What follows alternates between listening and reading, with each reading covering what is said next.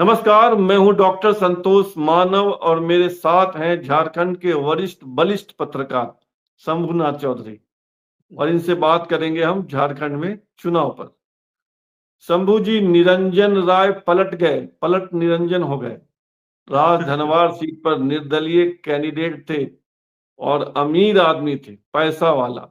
कहा जा रहा था कि निरंजन राय के कारण बाबूलाल मरांडी धोखे में है, दिक्कत में है, परेशानी में है।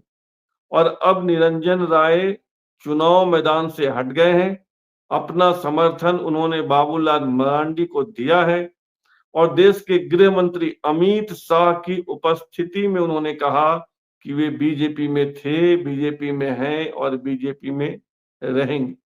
मेरा सवाल आपसे यह है कि क्या बाबूलाल मरांडी अब सेफ हो गए हैं? देखिए, आपने पहला शब्द ठीक कहा कि अलख निरंजन करते-करते पलट निरंजन हो गए और अलख जो है वो बाबूलाल के पक्ष में अब जाएँगे।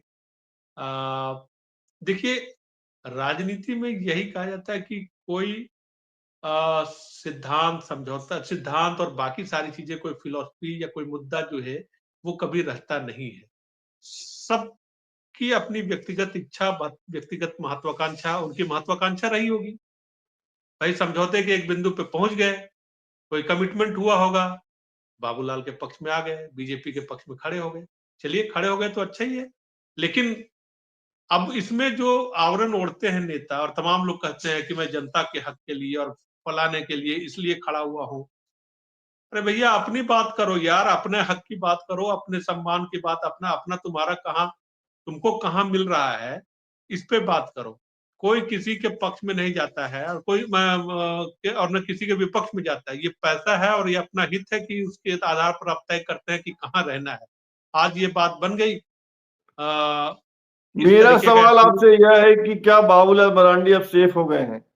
हाँ, बाबूलाल देखिए, ये मैं इस पे आ ही रहा था कि बाबूलाल मरांडी निश्चित तौर पे आप निश्चिंत हो सकते हैं और क्योंकि वहाँ इंडिया गठबंधन में जो है, वो 2 लोग हैं, 2 पार्टनर हैं और दोनों आपस में भिड़े पड़े हैं।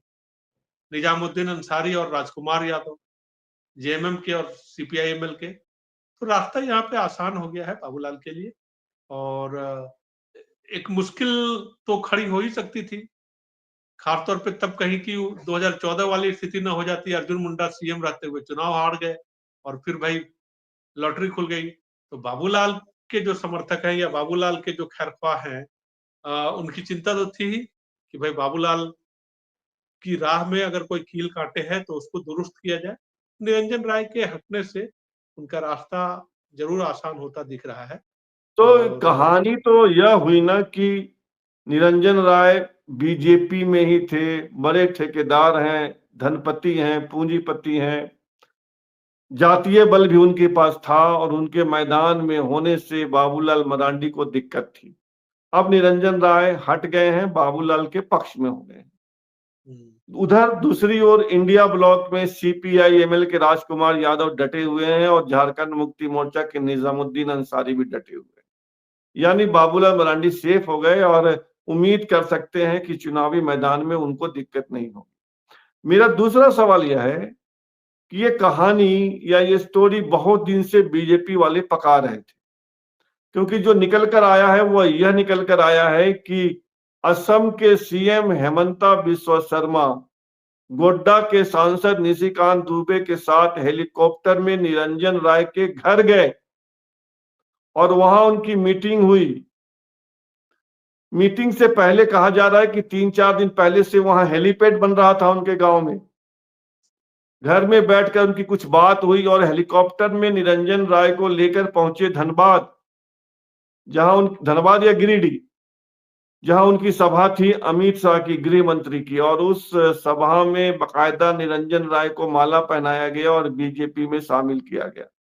मेरा सवाल आपसे यह है या मुझे जानने की यह उत्सुकता है कि सौदा क्या हुआ होगा? क्या हुआ है तो बताना कठिन है, लेकिन क्या क्या हो सकता है? निरंजन राय को मैदान से हटने के बदले में क्या मिलेगा या देखिए, क्या मिल सकता? मैं उस इलाके के एक फेसबुक यूजर की टिप्पणी पढ़ रहा था। निरंजन राय ने जो बदला, और उसने उसमें कही थी कि देखिए एक ही दिन में बंदे ने राष्ट्रीय नेताओं तक के दरबार तक अपनी पहुंच बना ली, है ना? तो आप देखिए छोटे लोगों का ऑब्जर्वेशन, लेकिन ये कितना महीन ऑब्जर्वेशन है कि भाई निरंजन राय ऐसे लड़ते, हारते, जीतते जो होती तमाम चीजें होती, लेकिन वो मैदान में डटे रहे और बागी तेवर उन्होंने अपनाए रखा। आ, तो उसका फायदा ये हुआ कि भाई उनकी पहचान अब लोग हिमंता विश्व शर्मा जान गए हैं। आज के लिए तो कम से कम अमित शाह भी उनका नाम जान गए और शायद याद भी रहे कि हाँ। तो ये देखिए जब भी कोई कुर्बानी दी जाती है तो कुर्बानी कोई पार्टी हित में नहीं दी जाती है, कुर्बानी कोई देश हित में नहीं दी जाती है। और निरंजन राय ने भी अगर कुछ, तो जाहिर है कि कोई ना कोई डील हुई। ये डील का परिणाम है, किसी कुर्बानी का परिणाम नहीं है। आप भाजपा कहते हैं, भाजपा में थे, हैं और रहेंगे। हैं तो थे तो भाई आपका निशान जो है वो कमल होना चाहिए था, अगर थे तो। भाजपा में थे तो कमल ही होना चाहिए था ना। तो आप तो दूसरे हाँ, निशान अगर के साथ आपके में पास कोई आइडियोलॉजी है, आप किसी सिद्धांत से बंधे हुए हैं, बने तो फिर हैं। बगावत का सवाल ही नहीं था। नहीं, नहीं, तो ये बात तो जुमला ही है ना कि थे और हैं और रहेंगे। तो भाई क्यों हुआ ये मान मनोबल? क्यों आपको माला पहनाने की जरूरत पड़ी? क्यों आपको पट्टा पहनाने की जरूरत पड़ी? थे तो थे ही आप, लेकिन आपको कोई नोटिस नहीं ले रहा था, असल बात ये थी। जब नोटिस ले लिया गया, कोई कमिटमेंट हो गया, कोई डील हो गया, कोई बात हो गई, तो अब चलिए बल्ले बल्ले हो गया उनका। तो भाई डील क्या संभव है? व्यापारी आदमी है, ठेकेदार आदमी है, यही कहा गया होगा कि बाबूलाल जी मुख्यमंत्री बनेंगे तो तुम्हारा ख्याल रखेंगे, ठेका पट्टी मिलता रहेगा तुमको। नहीं, या नहीं, देखिए। या ये हो सकता है कि तुमको निगम बोर्ड में रख लेंगे, और क्या होगा? हाँ, ठीक बात है, थोड़ी राजनीतिक महत्वाकांक्षा। देखिए जब पैसा बहुत हो जाता है तो आदमी को पावर की भूख होती है और लगता है यार हम ही पैसा देते हैं, हमारे पैसे की बदौलत दूसरा आदमी चुनाव लड़ता है, तो हमारे ही पास पावर क्यों ना हो। ये अक्सर होता है, ये आप देखेंगे कि धनाढ्यों के साथ जो है ये आ, ये होता है कि अक्सर जो है वो एक बात आप देखेंगे, तो पावर की भूख होगी तो हो सकता है कि उसको भी संतुष्ट करने की कोशिश की गई होगी। बहुत सारी चीजें हैं, आप ठीक कह रहे तो हैं कि बोर्ड अगर निगम हम को यह लेकर। कहें कि निरंजन राय ने कुछ दिन की मेहनत करके करोड़ों का व्यापार कर लिया, तो गलत तो नहीं होगा?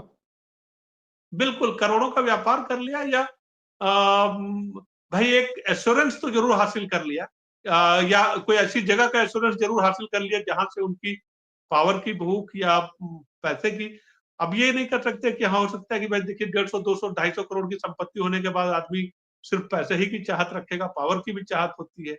और हो सकता है कि कोई ऐसा भाई एश्योरेंस मिला हो, पावर की लेकिन ये चाहत जरूर है कि होगी, ये और ये भी तो क्लियर हो गया कि अगर बाबूलाल मरांडी सीएम बनेंगे तो तुम्हारा ख्याल रखा जाएगा ठेका पट्टी में। हाँ, हाँ, ऐसा तो ख्याल कहा ही रखा गया जाएगा। होगा। हाँ, और बिल्कुल। अच्छा, राज्यसभा का इमेज नहीं है तुम्हारा, तो राज्यसभा तो नहीं भेज सकते हैं, किसी निगम बोर्ड में तो बैठा ही देंगे। तो निरंजन राय ने राष्ट्रपति 10-15 दिन की मेहनत करके व्यापार तो कर ही लिया ना, अच्छा खासा। तो वही कह रहे हैं ना कि वही उस व्यक्ति की जो टिप्पणी है राजदरबार के इलाके की, उसने क्या बेजा कहा कि भाई ये 15 दिनों की मेहनत में जो है वो पकड़ वहां तक बात जो है वो वहां पहुंच गई। अच्छा देखिए ये चीजें याद तो रखी ही जाती हैं।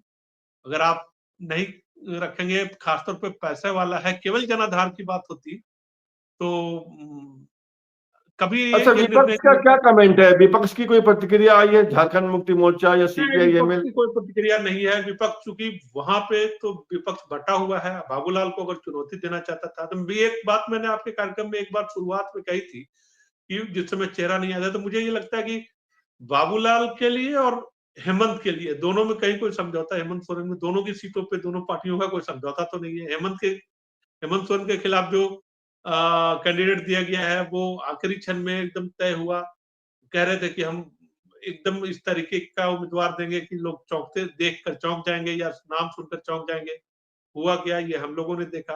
और यहाँ भी वही है कि भाई इतनी हठधर्मिता जो है न तो झामुमो को दिखानी चाहिए था। अब मुझे लगता है कि झामुमो को कम से कम ये सीट जो है वो जरूर कुर्बान करनी चाहिए थी राजकुमार यादव सीपीआई के एमएल पक्ष के में। लिए? क्योंकि हाँ, हाँ, कभी-कभी छोटों का भी ध्यान रखना पड़ता है। छोटी एलआई पार्टी जो है जिसका छोटा-छोटा प्रभाव होता है या कम क्षेत्रों में होता है, उसका मन रखने के लिए अगर आप कर सकते हैं, चूँकि एक बार वहाँ से जीत भी चुके हैं।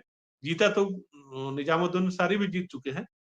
और मुझे नहीं लगता कि ऐसी कोई बहुत मजबूरी रही होगी। अगर यही बात हेमंत सोरेन भी निजामुद्दीन अंसारी को समझाते, आखिर में फायदा तो उनका ही होता।